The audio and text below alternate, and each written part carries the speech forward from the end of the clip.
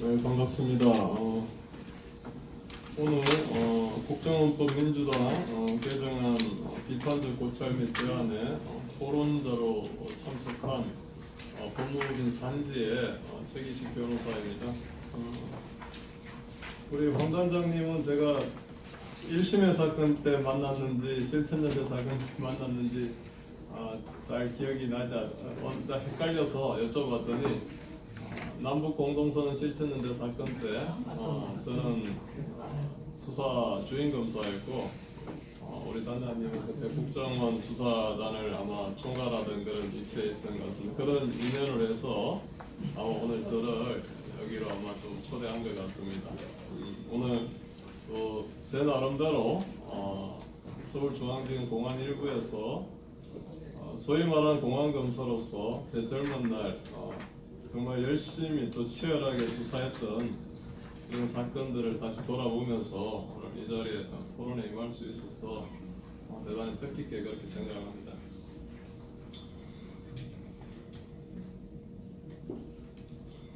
저는 오늘 주로 과거 저희 수사 경험을 바탕으로 해서 국정원의 대공수사 기능을 경찰로 이관하는 것이 과연 타당한가라는 부분에 좀 초점을 맞춰서 말씀을 드리도록 하겠습니다. 발제문 45쪽, 46쪽에서 이 표를 보면 이 표에 있는 사실 수사 사건들은 제가 기억하기에도 아마 많이 생략되어 있고 아마 언론에 나와 있는 큰 사건들만 아마 정리해 놓은 것 같은데요. 아마 이것보다 훨씬 더 많은 사건들이 저희가 수사 지휘를 했고 또 저희들이 수사를 했던 기억들이 납니다.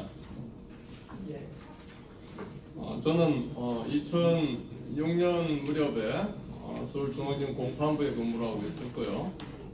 당시 저는 그 차장검사께서 저를 불러서 자네는 공판부장 평가가 좋은데 특수부를 가고 싶냐 아니면 금융조사부를 가고 싶냐 이런 말씀하셨어요. 그때는 노무현 정부 시절인데 공안부를 지원하면 바보라는 소리를 들었습니다.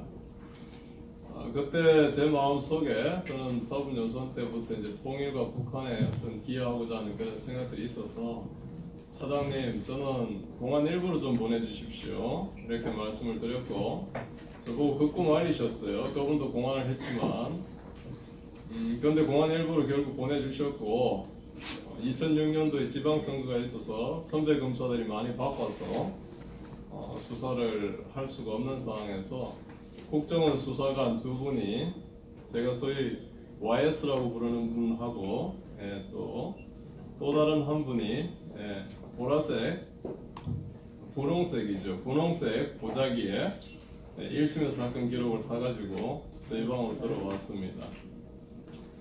그걸로 해서 1심에 와저와 이제 인연이 맺게 된 것이고요. 이 1심의 간첩 사건은 소위 말해서 386 운동권 세력들이 민주노동당 당원들을 포섭을 해서 소위 말해서 NL 계열과 PD 계열이 같이 있던 민주노동당을 친북정당으로 만들려고 했던 그러한 간첩단 조직이었습니다. 실제로 그날 저희들이 압수수색하고 체포하던 그날 우리 간첩 총책이 우리가 그 주머니 안에서 USB 5개를 압수를 했었는데 참 운 좋게도 그날 그 USB 5개를 없애려고 파기하려고 하던 그날 아침이었습니다. 그래서 USB 5개를 압수수색을 해서 사건 수사가 시작이 되었는데요. 사실은 이 사건의 발단은 국정원 내부 첩보 수집부터 시작이 되었습니다. 오랜 기간 첩보 수집을 바탕으로 결국 혐의자들이 중국으로 나가서 국경 외곽에 있는 동북하원이라는 곳에서 북한 공작원들과 접선하는 것을 우리 국정원 요원들이 사진 촬영을 하게 됐고 그걸 바탕으로 수사가 시작이 된 것입니다. 만약에 이때 해외 또 특히 중국에서 활동한 동료들과 협업을 하지 않았다면 아마 그 수사를 시작할 수가 아마 없었을 것입니다. 만약 경찰에 이런 국정원의 대공수사권이 이관된다면 이런 국외 협력 채널을 구축하기가 매우 어려울 것이라는 생각이 듭니다. 결국은 국정원과 협업을 할 수밖에 없을 텐데 그렇게 된다면 협업체계 구축도 쉽지 않을 것이고 구축이 된다고 하더라도 그 협업의 정도가 과연 한 지붕 밑에 있는 국정원 식구들끼리 하는 거하고 경찰과 국정원 두 지붕 사이에 있는 수사관들이 협업하는 거하고는 좀 다르리라는 그런 생각을 하게 됩니다. 다음으로 국정원의 오랜 수사 경험에서 나온 노하우를 바탕으로 압수한 간첩 총책의 그 노트북이나 USB 등 관련 증거를 풀 수가 있었습니다. 아시다시피 증거를 확보하고도 그 USB 안에 또 컴퓨터 안에 몇 종의 북한 공작원들이 보내온 그 암호 파일을 묶어서 그때 우리 그 방식은 이 파일 두 개를 찢어가지고 A 파일과 B 파일을 합쳐야만 하나의 파일로 읽어낼 수 있는 그런 방식이었습니다. 과연 국정원 수사관이 아니었다면 국정원의 그 어떤 그런 그 컴퓨터 해독 능력이 아니었더라면 그 암호를 풀 수가 없을 것입니다. 이러한 국정원의 오래된 수사 노하우를 또 계속해서 업그레이드되고 있는 국정원의 수사 노하우를 사장시킬 수는 없다는 그런 생각을 하게 됩니다. 마지막으로 정치적 중립성에서 한번 보겠습니다. 현실적인 관점에서 볼 때 경찰은 국정원보다 정치적 중립성에서 저는 떨어진다고 봅니다. 수사 당시 정권 차원에서는 수사를 진행하는 것에 대해서 많은 부담을 갖고 있었습니다. 그런데도 당시 김성규 국정원장을 중심으로 대공수사국에서 수사 의지를 관철해서 수사를 진행했습니다. 만약 당시 국정원에서 수사 의지를 견고히 가져가지 않았다면 그 1심의 간첩사건 수사는 중단되었을 것입니다. 경찰로 대공수사권이 이관되었을 때 가장 염려되는 부분은 사실 이 부분입니다. 그런 측면에서 오랜 수사 경험과 철저한 국가관을 가진 국정원 대공수사관들이 계속 수사를 하도록 하는 것이 그나마 정권의 향배와 상관없이 대공수사권을 통해 국가의 안위를 지켜나갈 수 있을 것이라고 생각을 합니다. 저는 과거 대공수사를 직접 수행하면서 굳이 경찰과 국정원의 별개의 대공수사 기능을 둘 필요가 있을까에 대해서 생각을 많이 했습니다.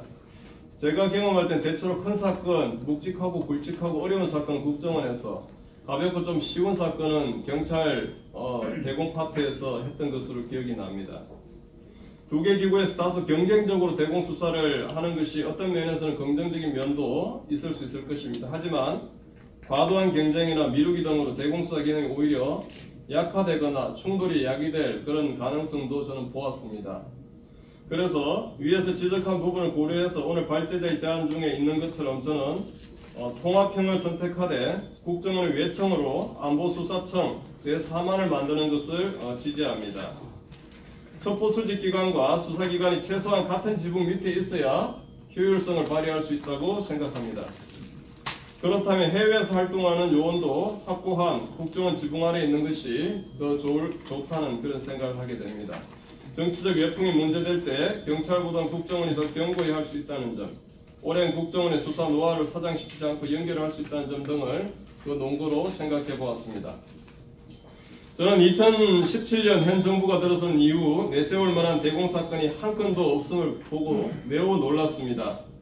아무리 그래도 그렇지 어떻게 3년 반이라는 시간 동안 대공수사를 한 건도 한 게 없다는 것인지요. 저는 사실 서울중앙지검 공안일부 검사 출신으로서 서울중앙지검 공안일부는 사실 간첩 잡는 공안일부란 말입니다. 교류 협력도 중요하고 남북관계 발전도 매우 중요합니다. 그러나 이 모든 것은 튼튼한 안보의 틀 위에서 가능하고 의미가 있습니다. 국가가 무너지는데 무슨 교류 협력이요, 무슨 남북관계 발전이 의미가 있습니까? 국가 안보는 튼튼한 국방과 함께 확실한 대공수사망이 구축되었을 때 가능합니다.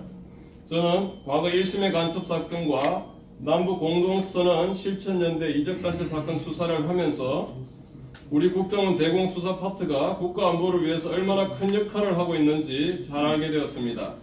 이 자리를 빌어 증거를 확보하기 위해 목숨의 위험까지 마다하지 않았던 우리 요원들에게 깊은 경의를 표합니다.